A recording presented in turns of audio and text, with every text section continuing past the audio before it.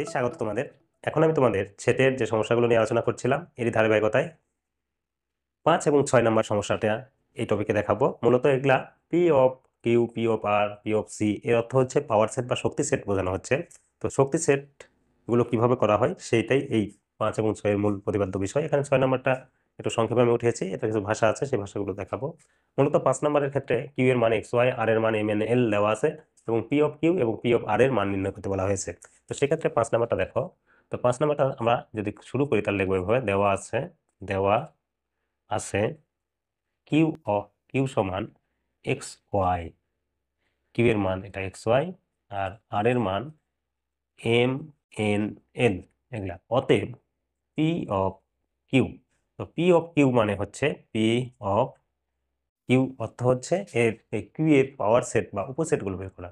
আর উপসেটগুলো মূলত এখান থেকে প্রত্যেকটা উপাদানকে আলাদা আলাদা করে লিখে আলাদা আলাদা সেট তৈরি করাকেই বলা হয় উপসেট। এবং কোনো সেট কারোর সাথে যদি না মিলে তাহলে তো একটা সেটের উপসেট কয়টা হবে, এই সেটটার উপসেট কয়টি হবে সেটা বোঝার উপায় হচ্ছে 2 এর পাওয়ার n, যেখানে n হচ্ছে এটার উপাদান সংখ্যা। তো এখানে দেখো উপাদান 1 2টা আছে, সেক্ষেত্রে 2 এর পাওয়ার 2 দিলে মান হয় 4।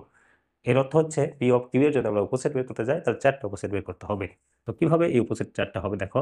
একবার আমরা এক্স কে লিখবো, একবার ওয়াই কে লিখবো, একবার এক্স ওয়াই কে লিখবো, একবার প্রত্যেক সেটেরই একটা উপসেট হচ্ছে ফাঁকা সেট। সেক্ষেত্রে দেখো 1 2 3 4 এই 4টা উপসেট বের হয়ে গেল। এবং কোনো উপসেট কারোর সাথে মিল নাই বা কোনো সেট এখান থেকে ভেঙে ভেঙে যে সেটগুলো তৈরি করা হলো, এই উপাদানের সেটগুলো যে তৈরি করা হলো, এই সেটগুলো দেখো কারোর সাথে কারো মিল নাই, এরকম আলাদা আলাদা যে সেট তৈরি করতে পারি সেটাই তার উপসেট।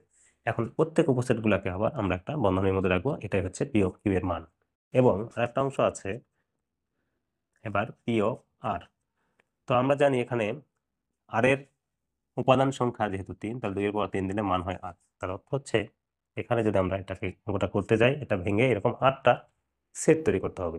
তাহলে দেখো প্রথমত আমরা এখানে এম লিখবো একবার, তারপর একবার এন লিখবো, তারপর একবার এল লিখবো, তারপর দুটা করে যখন নিব তাহলে এম এবং এন মিলে একটা নেব এম এন, তারপরে এম এর সাথে এলটাকে নিব, তারপরে এন এর সাথে এলকে নিব, তারপর ফাঁকা সেট একটা প্রত্যেক সেটেরই উপসেট, আর প্রত্যেকটা একটা প্যাকেট দিয়ে দেবো। এবং গুণে যে দেখিয়ে দেখো 1 2 3 4 5 6 7 আর 3টায় একটা হবে, এটা ছাড়া পড়েছে, তারপরে 3টায় নেব একটা, তাহলে এম এন এল তারপর ফাঁকা সেট। এক্ষেত্রে উপসেট হয়ে যাচ্ছে 1 2 3 4 5 6 7 8, এই মোট 8টি উপসেট। এই 8টি উপসেট নিয়েই মূলত এই এটা পি অফ আর এর উপসেট। তাহলে এইভাবে, কিন্তু এখানে একটা ব্যাপার হচ্ছে যে যখন এখানে উপাদানগুলো অনেক বেশি হয়ে যাবে, 5টা 6টা হবে, তখন কিন্তু এইভাবে লিখতে গিয়ে আমরা একটু সমস্যায় পড়বো। এই সমস্যা থেকে উত্তরণের একটা সহজ উপায় আছে, সেটাই আমি এখন দেখাবো। দেখো একটা কিউ একটা সেট আছে, তার উপাদান আছে A B C D E পর্যন্ত। এখন 1 2 3 4 5, তাহলে 2 এর পাওয়ার যদি 5 দিই এর মান কিন্তু হয় 2 এর পাওয়ার 3 দিলে 8, 4 দিলে 16, এটার মান হবে 32। এখন এখানে এইটার 32টা উপসেট হবে, কেমন করে আমরা তৈরি করব? তো এইটা বানানোর জন্য প্রথমত দেখো আমরা দুইটা বিবেচনা করব। যে মনে করো পি অফ কিউ ছিল, পাওয়ার সেট বানাতে হবে। এখন প্রথমত যদি দুইটা বিবেচনা করতাম তাহলে আমরা কি লিখতাম, এ লিখতাম একবার, বি একবার লিখতাম, তারপর এ বি একবার লিখতাম, তারপর ফাঁকা সেট একটা লিখতাম। তাহলে 1 2 3 4টা, এই দুটোর জন্য 4টা হয়, এটা আমরা জানি।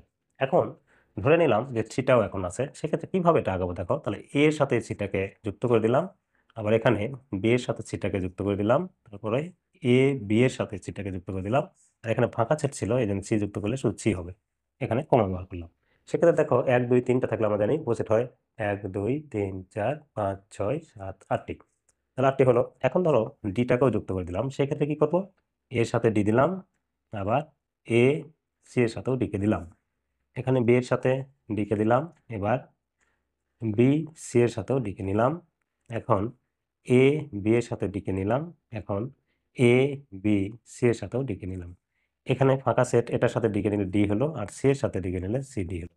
তাহলে দেখো 4টা যদি এখানে উপাদান হয় তাহলে উপসেট হয় কয়টা হয়, 16। 1 2 3 4 5 6 7 8 9 10 11 12 13 14 15 16টি।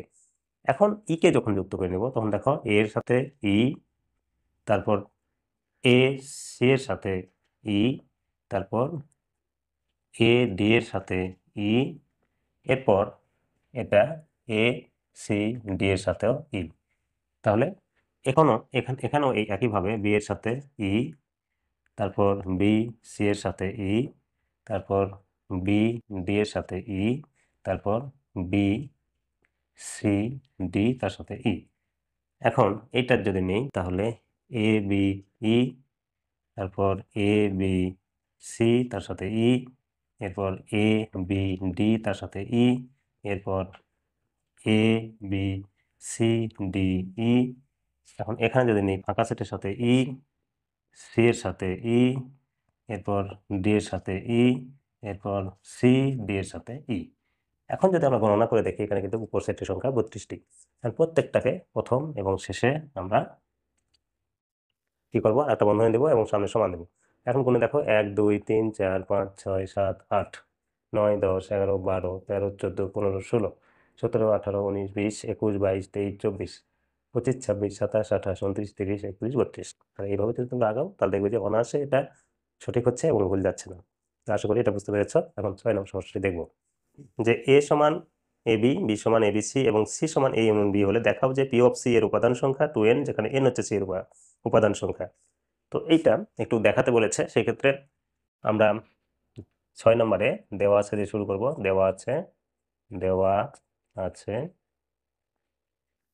এ সমান এবি, বি সমান এ বি সি।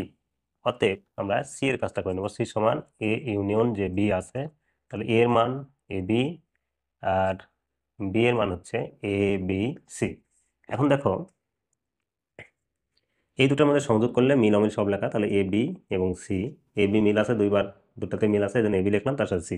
অতএব পি অফ সি, এই যে পি অফ সি বের করতে বলেছে, পি অফ সি তার মানে এর উপসেটের সংখ্যাগুলো আমরা বের করবো। প্রথমে একটা করে নেব, তাহলে প্রথমে এ নিলাম, তারপরে বি নিলাম, তারপর সি নিলাম, তারপর দুটা করে নেব, তাহলে এ বি, তারপরে নিব এসি, তারপর নিব বিসি, তারপর তিনটাই নিব, তাহলে এ বি সি, তারপর একটা ফাঁকা সেট নিব।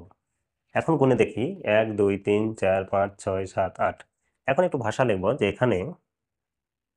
এখানে দেখো সি এর মানে সি মানে যেটা, সি এর উপাদান সংখ্যা কয়টি? 1 2 3। সি এর উপাদান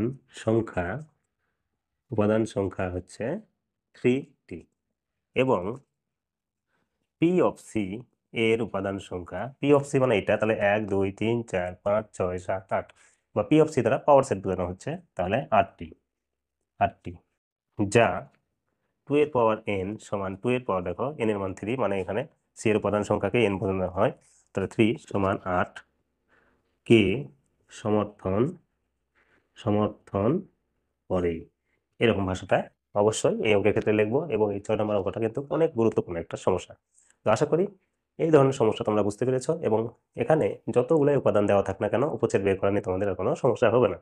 তো আজ এ পর্যন্তই, দেখা হবে পরের টপিকে।